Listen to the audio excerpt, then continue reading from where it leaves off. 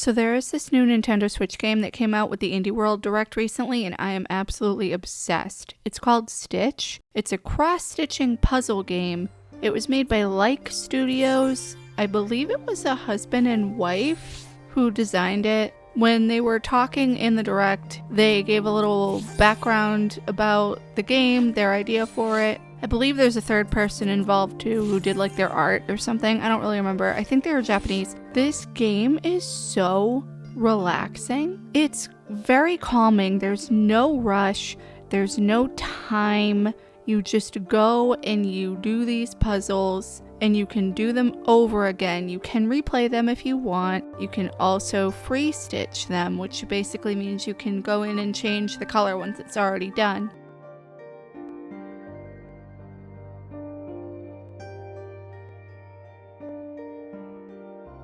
I've never cross-stitched in my life. At one point, I think I wanted to. I think someone gave me like a cross-stitching kit when I was a kid once for a gift for Christmas or something. It was one of those kid ones, but I don't think I ever did anything with it. This was a billion years ago. I really like this game. The music is relaxing. It has a lot of helpful things in the settings, at least for me. For example, I have the large numbers on so I can see them better, and I have reduced motion turned on.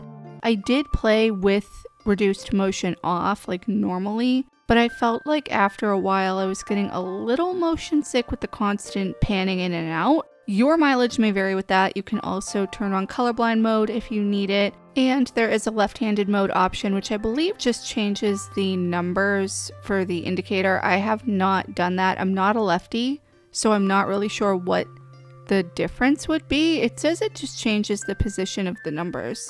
The only thing that I've found kind of difficult is every so often there will be a number that is not great contrast against the background of the hoop. That might just be a me thing because I'm a visual impairment, or it might just be a thing that maybe they could work on in the future. I sometimes think I would rather almost have all the hoops have the same color background. That might just be a me thing though. I know you can change it with free stitch mode, but you can only do it after you've completed the puzzle the first time, and that's not really stitching. You're just basically doing like a paint can tool kind of sorta and changing the color. I know all of the numbers on the board are correlating to the color of the stitch that you're doing, so it makes sense that they would all be different colors, but every so often I will run into an issue where the contrast is not that great between that and the background. It's not the end of the world though, and usually I figure it out. Hold the phone. All my problems are literally solved if I turn on colorblind mode. It literally says that it will have increased contrast for numbers, and it also says that in the eShop description. If only I read more, that would maybe solve all of my issues. I love it when developers take accessibility seriously. Look at this. Look at the difference. You can get hints given to you if you need them as well. The only thing is you get docked points, but that's not really a big deal because there's nothing in my exploration of this that you are redeeming your points for.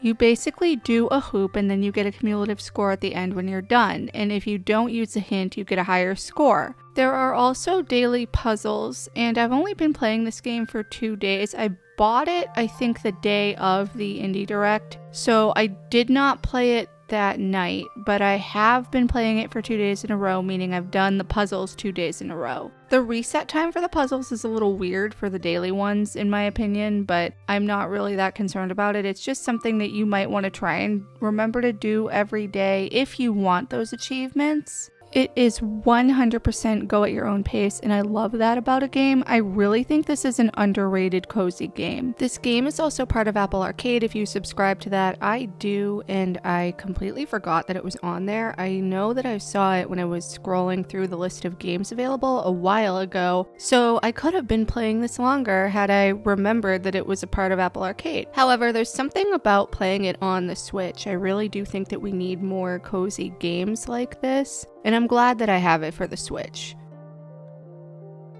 Anyway, that is all I have for you guys today. I really hope you enjoyed this video. It was something different. This is a fun Switch game. My Switch is docked like 99% of the time. So I don't know if it has touch controls available. I would look at the eShop page if I were you. I'm going to try and branch out a little more as much as I can. I am a Mac user, as you guys may know, so I'm a little limited in the games that I can play here, but we're gonna give it our best shot. Thank you guys so much for watching. Please subscribe if you haven't already and leave any comments, feedback, and suggestions down below, and I will see you in the next one.